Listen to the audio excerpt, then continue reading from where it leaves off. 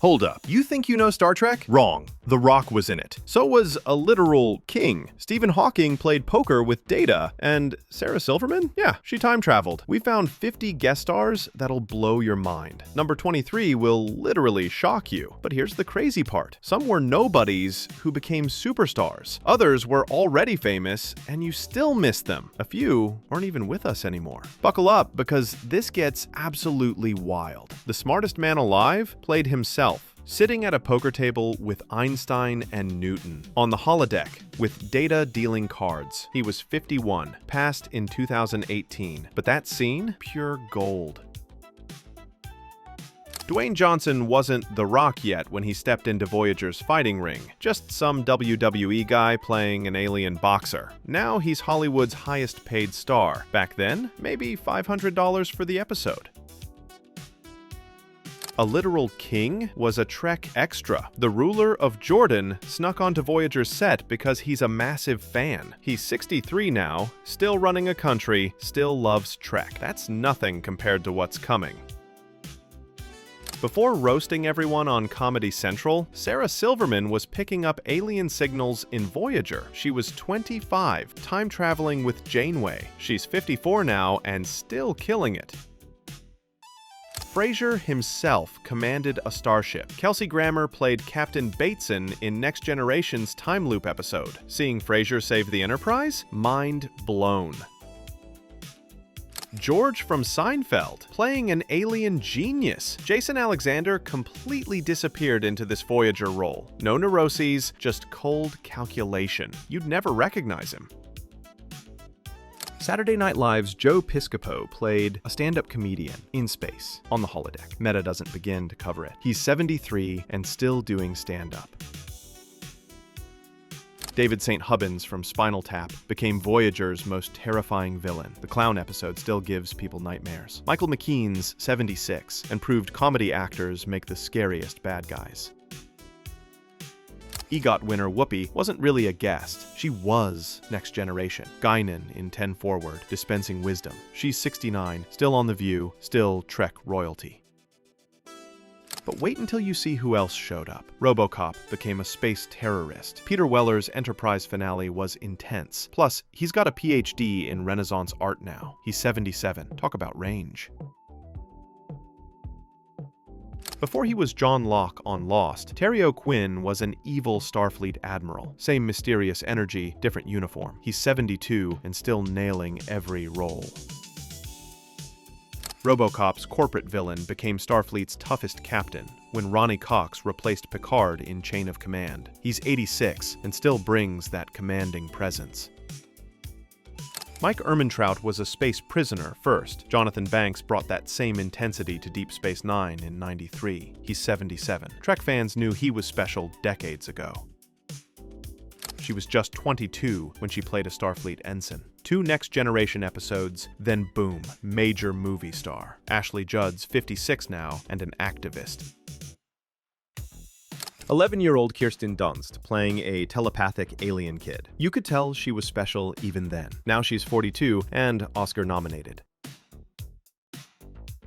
Before Lost made him famous, Daniel Day Kim played 3 different Trek characters. That's franchise dedication. He's 55, producing his own shows now. Mystique became Captain Pike's first officer. Rebecca Romaine started as a Discovery guest. Now she's starring in Strange New Worlds. She's 52. Sometimes guest spots become dream jobs. We're hitting the halfway point, and it gets crazier. The godfather of punk became a comedy alien. Iggy Pop in full Trek makeup, delivering lines about Ferengi Prophet. He's 77 and still touring. Fleetwood Mac's legendary drummer completely disappeared under alien makeup. You'd never know unless someone told you. He's 77, still rocking. Rage Against the Machine's guitarist became a Starfleet crewman, Tom Morello, wearing a Voyager uniform. He's 60. The irony was not lost. Remember her from Young Frankenstein? Terry Garr was supposed to launch a Trek spin-off in 1968. Never happened. She fought health battles until passing in 2024. She was 79. Addams Family's Lurch became Trek's scariest android. All 7 feet of Ted Cassidy, playing a killing machine, passed too young in 1979 at just 46.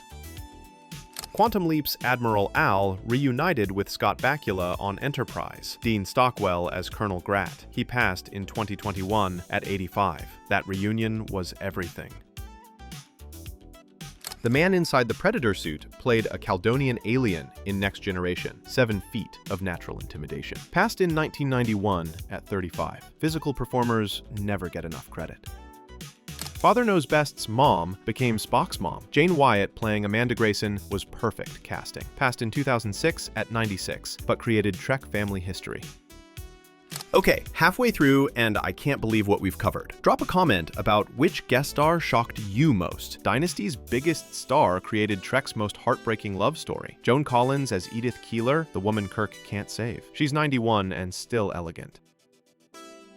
3 years before she was Xenia Onatopp, Famke Janssen played an empathic metamorph in Next Generation. She's 60, and that performance was haunting.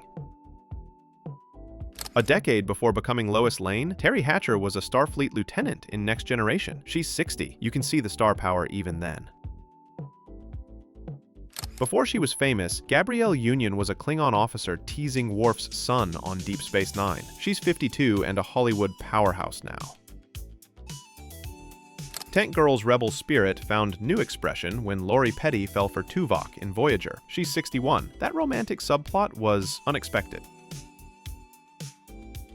The first African-American Miss America brought grace to Deep Space Nine as Risa's hospitality coordinator. Vanessa Williams made alien vacation planning look elegant. She's 61. Family Ties' Andy Keaton grew up to be Worf's son Alexander across 2 Trek series. Brian Bonsel's 43 now, stepped away from acting for music.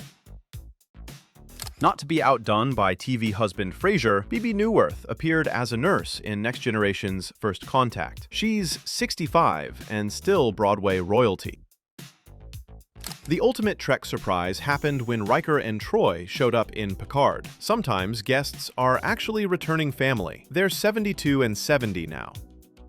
Caddyshack's Judge Smales brought his voice to Trek's animated series as philanthropist Carter Winston, passed in 1986 at 62. That voice was unmistakable. King of the Hills Bobby was voiced by Pamela Adlon, but years before, she was unrecognizable as Alien OG in Next Generation. She's 58 and just finished Better Things. Before playing Dr. Kelso on Scrubs, Ken Jenkins was Dr. Stubbs in Next Generation. He's 84. Probably had no trouble nailing that Scrubs audition. St. Elsewhere's Dr. Ehrlich became Voyager's time-traveling villain, Henry Starling. Ed Begley Jr. proved nice guys can play convincing bad guys. He's 74. 2001, A Space Odyssey's Frank Poole joined Trek's second pilot as Gary Mitchell. Gary Lockwood's 87, and helped establish what Trek would become. Remember Max Headroom? Matt Frewer brought that futuristic energy to Next Generation as time traveler Berlinghoff Rasmussen. He's 66. That voice is unmistakable. Battlestar Galactica's Tori Foster became Discovery's commander Ellen Landry. Rekha Sharma's 54 and proves sci-fi actors can work in any universe. Before he was Hell's King Crowley, Mark A. Shepard played Lucan in Voyager. He's 61. His dad, W. Morgan Shepard, was also in Trek. Family business.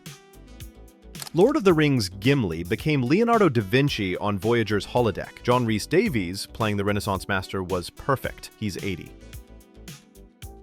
You might not know Melissa George by name, but you've seen her face. Dark City, Grey's Anatomy. She recreated classic Trek as Vina in Discovery. She's 48.